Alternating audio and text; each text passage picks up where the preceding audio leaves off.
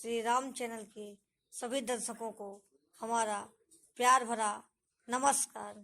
हम आशा करते हैं कि आप सभी लोग हमारे द्वारा बनाई गई पूर्वोक्त वीडियो को भली प्रकार देखते होंगे और हमारी वाणी को जन जन तक पहुंचाने का प्रयत्न करते होंगे।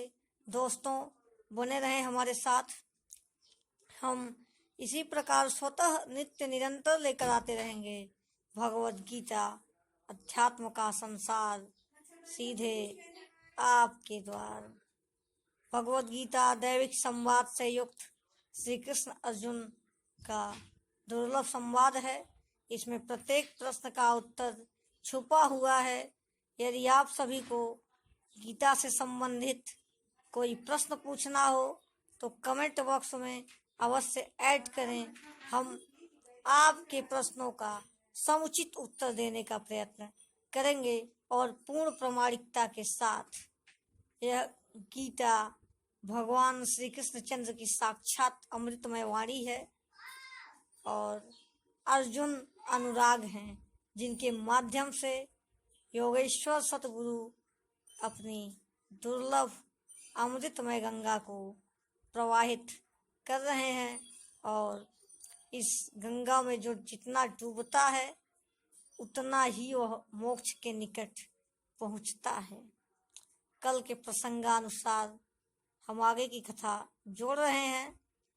देखिए, कल 3 प्रश्न हमारे आपके सम्मुख आया था कि अमृत क्या है और सत्य क्या है, असत्य क्या है।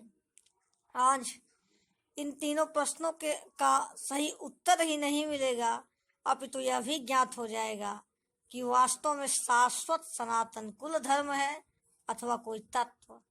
जैसा कि श्री कृष्ण से अर्जुन ने कहा, कुल धर्मात् शाश्वतः अधर्माभिभवात् कृष्णः प्रदुष्यन्ति कुल स्त्रियः स्त्रीषु दुष्टासु वा श्रेय जायते वर्ण संग्रह। अर्जुन का ये वचन आप लोग पूर्ववत वीडियो में देखे होंगे और वहाँ हम कहे थे कि इस प्रसंग का वास्तविक समुचित उत्तर क्या होना चाहिए, कुल धर्म शाश्वत है अथवा कोई और तत्व। हम कहे थे यदि इसके अनुरूप प्रसंग आएगा तो हम बताएंगे, क्योंकि आज वह घड़ी आ चुकी है जब उस शंका के समाधान का समुचित समय हमारे आपके निकट आ गया है। भगवान अपनी बात को इसी के क्रम में आगे बढ़ाते हुए कहते हैं, न जायते म्रियते वा कदाचित् नायं भूत्वा भविता वा न भूयः अजो नित्यः शाश्वतो अयं पुराणो न हन्यते हन्यमाने शरीरे। हे अर्जुन, यह आत्मा सभी के शरीर में अवध्य है। भूत भविष्य वर्तमान में तीनों कालों में न मरने वाला नित्य है, शाश्वत सनातन एवं पुरातन है। आप कौन हैं? सनातन धर्म के अनुयायी। और सनातन कौन है? आत्मा। आप आत्मा के उपासक हैं। यह प्रश्न उठता है कि क्या हम सब सनातन धर्मी हैं? और सनातन कौन है? आत्मा। देखिए, आत्मा, परमात्मा और ब्रह्म ये तीनों एक दूसरे के पर्याय हैं। आप यदि सनातन धर्मी हैं और आत्मिक पथ को जानने हेतु प्रयत्नशील नहीं हैं, आत्मिक पथ पर चलने के लिए प्रयासरत नहीं हैं, तो हम लोग सनातन धर्मी नहीं हैं। यदि उसका आग्रह कर रहे हैं तो प्रत्याशी अवश्य हैं, किंतु सनातन धर्मी वही है जो आत्मिक पथ पर चलने हेतु बाध्य है। वही सनातन धर्मी है। जगत में वो कहीं भी रहे, अपने आप को कुछ भी क्यों न कह ले, यथार्थ में वही सनातन धर्मी है जो आत्मिक पथ को जानता है और चलने के लिए उस पर प्रयत्नशील है, क्योंकि आत्मा ही शाश्वत सनातन एवं पुरातन है। इसके अतिरिक्त सब के सब नाशवान हैं। तब प्रश्न उठता है कि जिस धर्म के हम उपासक हैं वस्तुतः वह कौन सा धर्म है? निसंदेह वह भी सनातन धर्म है। क्यों सनातन है? क्योंकि हमारे धर्म ग्रंथ जितने भी हैं, 18 पुराण, 6 शास्त्र, 4 वेद, 108 उपनिषद, वो सब के सब आत्मिक तत्व की घोषणा करते हैं। कोई राम को ब्रह्म मानता है तो कोई कृष्ण को ब्रह्म मानता है, और तो कोई इनको ब्रह्म का अवतार मान लेता है। किंतु एको हम द्वितीयो न अस्ति, एक ही सत्य की घोषणा करता है। ब्रह्म सत्यम जगत मिथ्या। विविधता में एकता, यही भारत की विशेषता। हमारे यहाँ अनेकों प्रकार की विविधताएं हैं, फिर भी एक है। एक ही तत्व की घोषणा होती है कि ब्रह्म सत्यम जगत मिथ्या। ब्रह्म सत्य है, बाकी सब कुछ मिथ्या है। इसी तत्व की घोषणा हमारे समस्त धर्म ग्रंथ करते हैं। जब हम गीता के भक्ति योग नामक अध्याय का वर्णन करेंगे तो वहाँ बताएंगे कि निराकार और साकार ब्रह्म क्या है, उन दोनों में क्या अंतर है, और हमारे जो धर्म ग्रंथ हैं किस आधार पर इन दोनों को लेकर के चलते हैं, और कैसे दोनों मार्ग पर चलते हुए व्यक्ति ब्रह्म तक पहुँचता है और वस्तुतः ईश्वर एक ही है। यह भक्ति योग नामक अध्याय में बताया जाएगा, क्योंकि यह प्रसंग वहीं प्रासंगिक जान पड़ता है जहाँ भक्ति योग नामक अध्याय प्रारंभ होता है। तो अमृत क्या है? अमृत माने होता है अ माने नहीं, मृत माने मृत्यु, यानी कि ऐसा तत्व जिसे प्राप्त करके हम सदा के लिए अमर हो जाते हैं, जन्म मृत्यु के बंधन से मुक्त हो जाते हैं, वही अमृत है। अमृत का मतलब है ना कि कोई वस्तु है, इसको पी लिया जाए, अथवा पेय पदार्थ है, इसको पी लिया जाए तो व्यक्ति मरवा नहीं करेगा। मरेगा तो पक्का, क्योंकि मरना प्रकृति का नियम है। ये दैविक और प्राकृतिक दोनों विधान हैं। देवता स्वयं अमर नहीं हो पाए तो फिर हमारी आपकी क्या बात है। तो अमृत का मतलब होता है जो जन्म और मृत्यु दोनों के बंधन से हमें मुक्त कर दे, वही अमृत है। और उस अमृत तत्व का नाम है आत्मा, क्योंकि आत्मा इस शाश्वत सनातन एवं पुरातन है।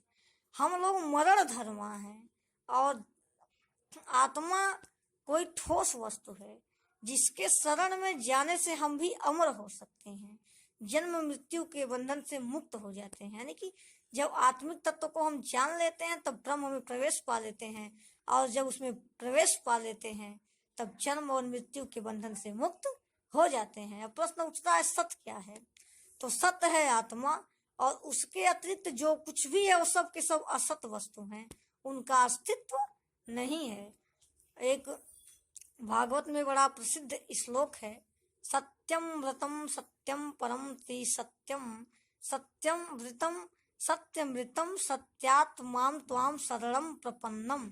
सत्यम व्रतम माने कि हे प्रभु, जिसका व्रत संकल्पमय है, जिसका संकल्प सत्य स्वरूप है, जो भूत भविष्य वर्तमान तीनों कालों में सत्य है, और सत्य के योनि में सदा सर्वदा विचरण करता है, समुच्चय जगत को व्याप्त किया हुआ है, जबकि जगत मिथ्या है, और जो तत्व इसको व्याप्त किया हुआ है वह इस असत्य को व्याप्त करने के बाद भी हम लोगों को वह संसार सत्य जान पड़ता है। ऐसे महिमा में सत्य स्वरूप पर ब्रह्म के शरण को हम सब प्राप्त होएं। यानी कि वह जो तत्व है, कहे पहले हम आपको बताए हैं कि आत्मा, परमात्मा और ब्रह्म ये तीनों एक दूसरे के पर्याय हैं, और इन तत्वों तक पहुंचने के लिए यदि हम प्रयत्नशील हैं तो हम आप सनातन धर्मी हैं। यदि प्रयत्नशील नहीं है तो किसी न किसी रूढ़िवादी परंपराओं में हम लोग अटके हुए हैं, और निसंदेह सनातन धर्मी नहीं है। अब आगे कहते हैं, वेदा विनाशिनो नित्यम एनम मजम अव्ययम, कथमं सह पुरुषं पार्थ घायन्ति हन्तकम्। हे अर्जुन, जो इस आत्मा को नित्य स्वरूप सत्य सनातन तथा न मरने वाला जानता है, वह इस आत्मा को कैसे मारता है और कैसे मरवा सकता है। तथा जो तत्वदर्शी महापुरुष इस आत्मा को शाश्वत सनातन और पुरातन जानता है, वह इस आत्मा को न तो मरा हुआ समझता है और न मरवाता है।